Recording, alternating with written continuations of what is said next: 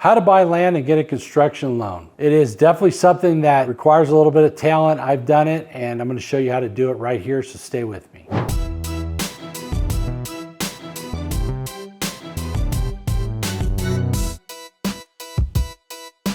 I'm Paul Maguire, and I have a long history of doing real estate. I've also done development. I've also bought land and built on it. There's really two types of people that are watching this video, or two purposes. One, somebody who wants to buy land and maybe build a home you want to live on, or property you're going to use. And the other for somebody who wants to buy land and build property that you're going to sell or rent. So we'll talk about both here. We'll also talk about where to get the money, and we'll talk about some of the challenges. So let me just start with what I'm doing right now. I'm building homes in Arizona. And how did we acquire the land? We acquired the land because it was put up for sale in an already built out development. So we bought the land from unfinished lots and basically went and built homes on those. Where did we get the money to buy them? When you buy land, typically you can get land loans. They're usually somewhere between 40 to 60%, sometimes more. Sometimes you can get more if you give additional collateral, like you cross one of your houses to give additional collateral. We didn't do that. We had the cash and we put the cash down. So we bought like 6 lots, and we got the money from a private lender, hard money or private money. Institutional money was not available. We had to look at several lenders to find one that fit us, and they had to look at us to see what the fit was. It was a local lender in Arizona. Now, when we got the loan, what did we need? We needed, same thing I've said on every video, our financials, our track record. What are we planning on doing with the land? What's our plan? Do we have comps? What are other things selling for? So the bank's going to want all that, and they're going to want an appraisal. They're not just going to lend the money on the land and not know the value. They also want to know the exit strategy. One lender said to me, well, I have to figure out, if you can't finish building it, how much is it going to cost me to get a contractor in there to finish the work? So in other words, if you as a developer go belly up, what am I going to do? So in buying land and getting a loan to construct on the land, the bank's going to need the appraisal for the land, and then to get the loan for the house to build, or whatever you're going to build on the land, you will need to get plans. And plans are basically CAD files, or files that have the layout of the house, the electrical, the plumbing, the interior, and then the spec level. Spec level means, is it going to have stone on the house? Is it going to have upgraded cabinets? Is it going to have cheap cabinets? Is it going to be, $1 million home or a $100,000 home? What kind of home is it going to be, right? And so when you are, or what kind of properties? It be multifamily, commercial, mini storage. So say I buy a piece of land for 400 grand, I get a loan for a couple $100 grand, and I put 200 grand down. Then I get plans to build out the self-storage, or build out the house, or build out the multifamily, or build out the retail, whatever I'm building on the land. And then I submit those plans to an appraiser. The appraiser gives me an appraisal. How much is appraisal? Anywhere from hundreds of dollars to $5,000, $6,000, $7,000. Depends on the size of the property. I think my self-storage appraisal for commercial was $4,000 or $5,000. I think a house appraisal we just did in Arizona was like $800. They're going to look at all the plans and determine what the value is of the finished product based on those plans. Then that's going to go to the bank, and the bank is going to lend a percentage of that based on their guidelines.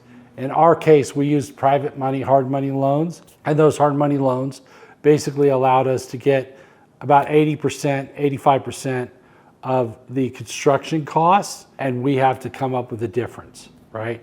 We own our land free and clear, which made it easier, okay?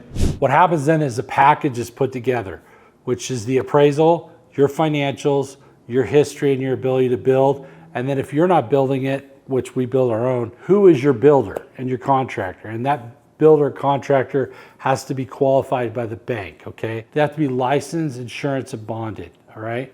They also have to show that they have workers' comp insurance. When you go to title to get your loan for your construction, they're going to want to make sure there's lien releases, that you haven't started construction before they do the loan.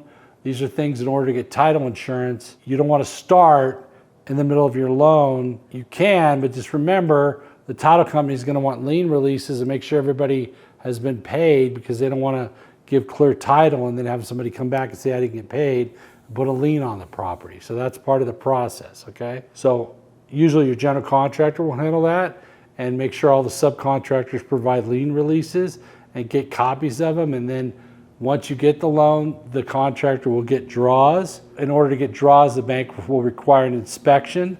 The inspector will go out and make sure the work that the contractor is asking to get paid for has been done. The banks aren't dumb, okay? So they're not gonna give you money because you dropped off the lumber, because what'll happen is somebody could return the lumber and then the bank sell the money and the framing was never done. So the way this works is when the lumber's dropped off, there's gotta be paid, and then the house has to be framed, and when the framing's done and is signed off on by the city or the county, the inspector for the bank will come and look and take pictures, go and look at the documents and go, the framing's done, go ahead and send the contractor the draw for the framing or the payment for the framing. So with a construction loan, you will get payments, okay? Most of your land loan, some of your contractors and your banks will work with you, especially the banks, to pay off some of the land loan. But typically the land, unless you could get seller financing, you usually have to pay it off or pretty close to be paying it off, or it's got to be worth a heck of a lot of money, more than you paid, and have equity for the bank to give you the money to pay off the land. That's the challenge there. The other option, which isn't that common, but it happens, is the person with the land loan will subordinate or go behind a construction loan. So you get a construction loan for $300,000 to build a house. There's an underlying $100,000 lot loan.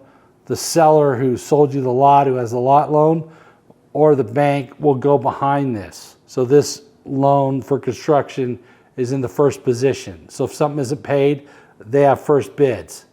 The second has to pay this if it isn't paid. So if the first loan is not paid, the person in the second has to make the payments and they have to foreclose. It's getting a little into the weeds here, but basically that is sometimes done in order to get a loan for the land and construction.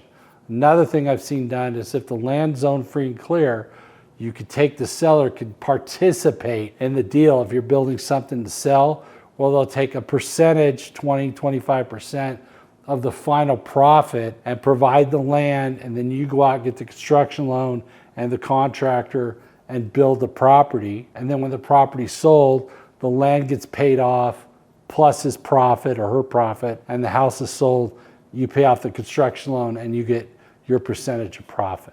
Okay, that's a creative way to do it. But doing land and doing construction, if you're doing your own home loan, the bank may package the whole thing together for you. You got to have it all together and give it to them. If you're doing it for resale or development purposes, a little different world, and there is a lot of steps that your lender will go over with you, but I've covered a lot of them here. If you like what we're talking about, subscribe, comment, let me know if you're doing a development, what you've done and how you've got your stuff financed. And the last thing I'll say is that be cautious in doing development. You know, I've lost millions of dollars in development deals. Frankly, they aren't fun. You could buy land and it could just eat away your money making the payments, okay? If you can't get a construction loan and can't finance that thing, it's something else. It's its own world. Now, if you're buying a piece of land to build your own home, my suggestion is go buy something already built.